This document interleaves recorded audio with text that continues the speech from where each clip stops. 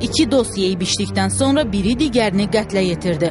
Hadisə paytaxtın Xəzər rayonunda Buzovna qəsəbəsində törədilib. Qəsəbə sakini olan 31 yaşlı Cəfər Cəfərov Ceyhun Musabayev küçəsi Dalan 1 ünvanındakı evində dostu Tahir Əkbərovla birlikdə yeyib içiblər. Elə yemək masası arxasında onların mübahisəsi düşüb. İçkili olan Cəfər bıçaqla Tahirə 15 bıçaq zərbəsi vurub. Xəzər rayon polis idarəsinin 2-ci polis bölməsi əməkdaşlarının keçirdikləri əməliyyat tədbirləri nəticəsində Cəfər Cəfərov tutularaq istintaqa təhvil verilib.